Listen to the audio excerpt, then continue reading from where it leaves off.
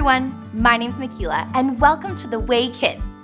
Whether you're watching this at home or with us at one of our Sunday morning sites, I am so excited we can be together.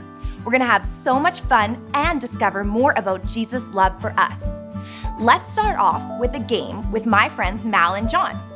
They'll give you some instructions and then they'll play the game and show you how it's done. Afterwards, you can either press pause and play the game yourself, or you can continue on to our story for the day. If you don't have some of the supplies at home, that's okay, you can get creative. There's lots of fun ways you can play this game with regular items you have at home. All right, see you soon. Hey guys, welcome to Minute to Win It Games with Mal and John. I'm John. And I'm Mal. And today's Minute to Win It game is called Stack Attack. Very exciting. So how it works is you have two items. You have your popsicle stick and you have your pool noodle donuts. And the whole object of the game is you have 1 minute to put the popsicle stick in your mouth, and then you stack as many donuts as you can in a pile on top of the popsicle stick. And whoever has the most donuts stacked on the popsicle stick at the end of the 1 minute is the winner. Whoa. If there's a tie, what do we do? Rock, paper, scissors. That's the correct answer. Okay? What happens if my donuts fall off? If your donuts fall off and there's still time on the clock, you pile more back on. Start again. If you think you're at your limit, you just gotta wait for the time to run out, I guess, because you don't want them to fall, so. Okay, don't want them to fall. And there's only one rule in Minute to Win a Stack Attack. That's to win. Wait, I thought it was to keep your hands to yourself. Right. My rule is to win. The rule is to keep your hands to yourself. No interfering with the opponent. Yes, wall. Wall of no touching. Okay. You ready? Yeah. Popsicle sticks on the table. On your mark. Get set. Go!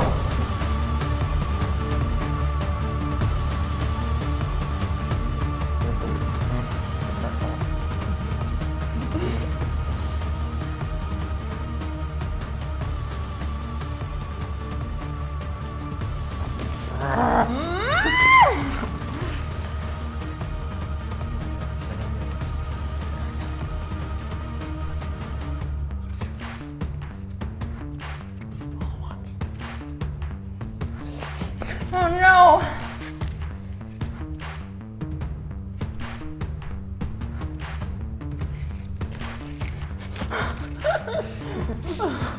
It's so hard.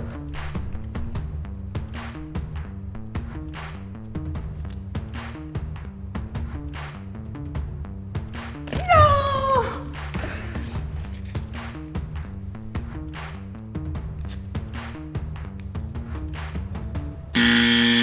Freeze! What'd you get?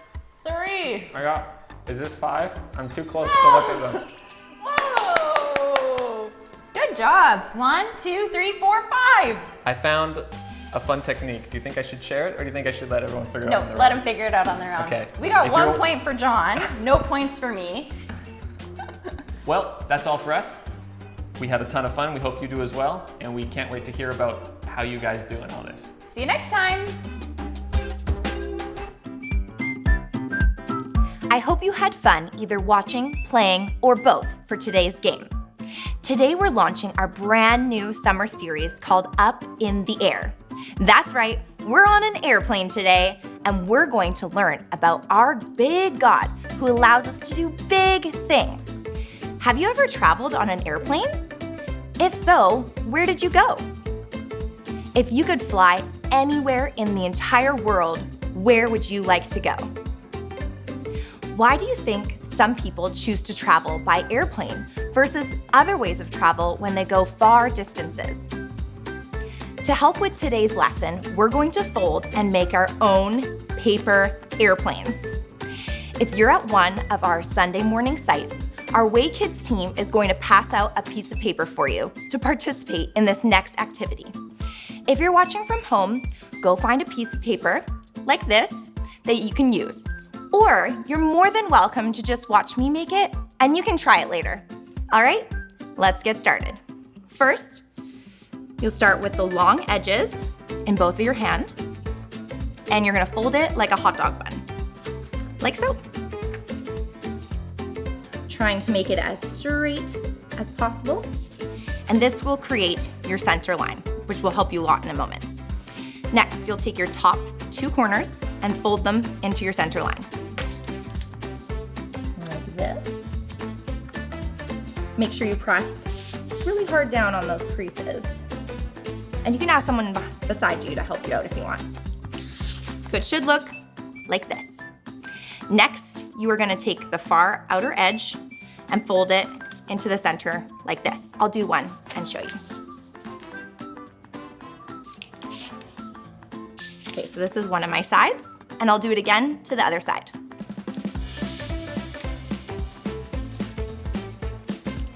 So it should make a nice point at the top of your plane. Second last step, you're gonna fold it together and make sure you press down the creases. I think this makes it go farther, so you'll wanna press down really hard. I think mine's gonna go pretty far, like this. And last step is you're gonna open up the wings and just press them down like this.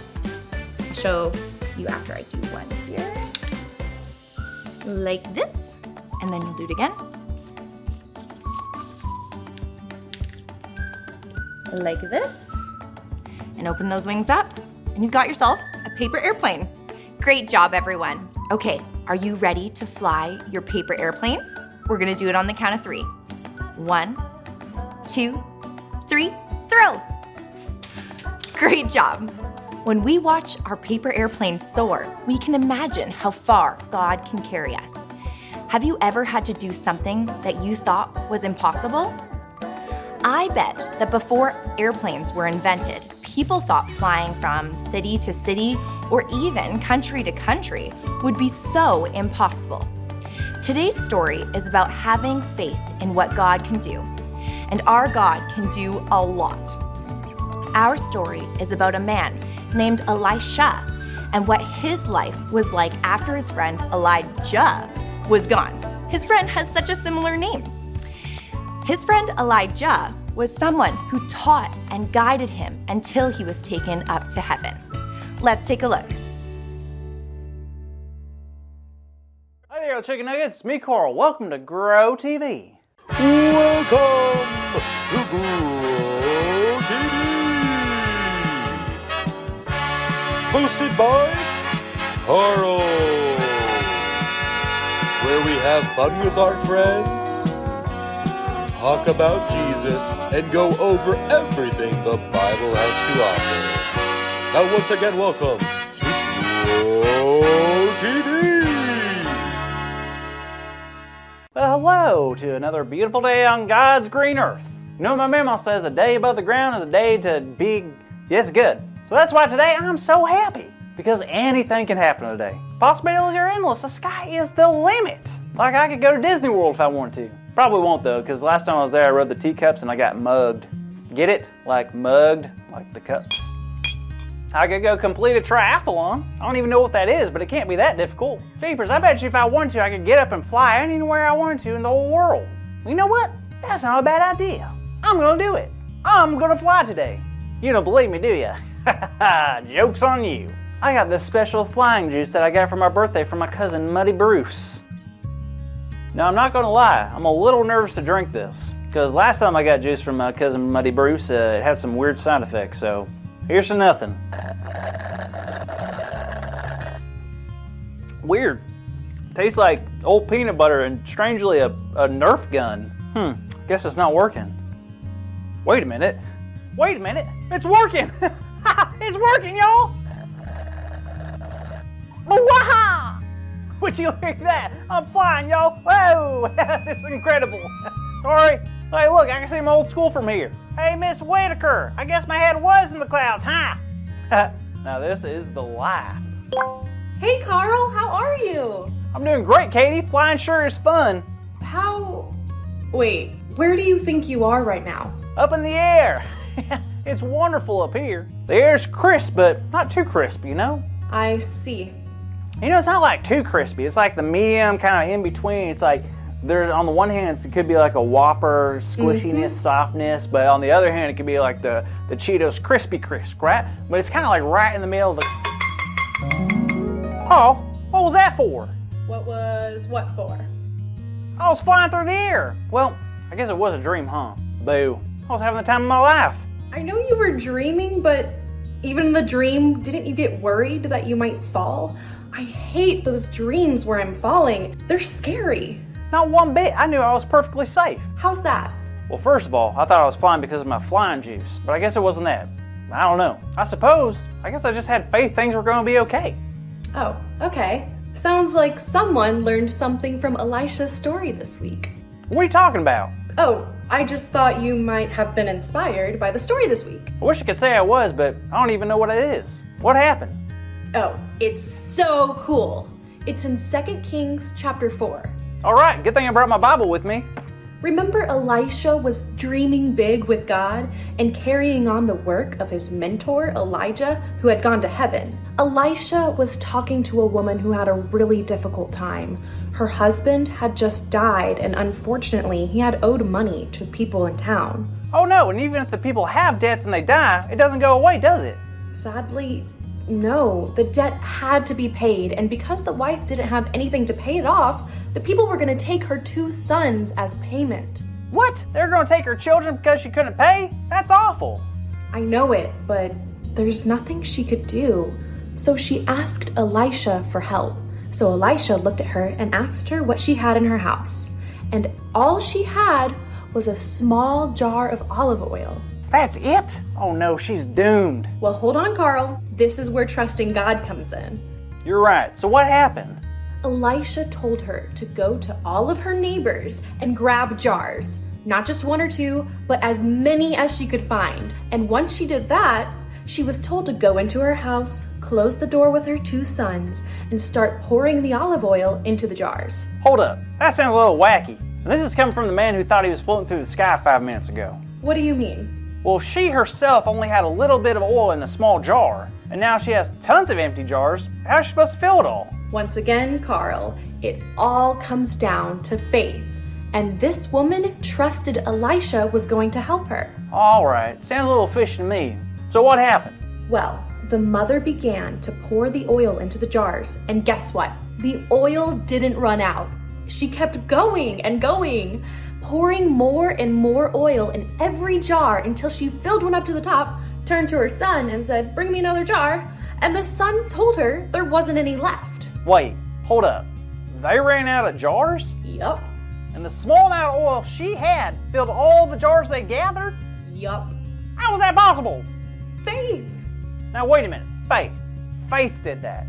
Faith filled all those jars? Absolutely. You see, Carl, she knew Elisha was a man of God. She knew she needed big help, God's help. And what better person to ask than someone who was close with God? She needed help, and she trusted God by speaking to Elisha, who would do that no matter how ridiculous or unlikely it seemed. And after she got those jars full, she sold them to pay off her debt so her sons could stay with her for good. Wow, that is one of the coolest stories ever. I feel like I see a little bit of myself in that story too. How so? Well, the lady was desperate for help, but she didn't have much. And to be honest, I don't have much. I mean, at home I have a Bible, a bean bag, a couple packs of mac and cheese, and a bag of frozen chicken nuggets, and a bucket of homemade slime I made 3 years ago. But if God can use a small amount of olive oil to save that family, imagine what God could do with me, and all of us. You're absolutely right, Carl. No matter what we have in life, faith is always the most important.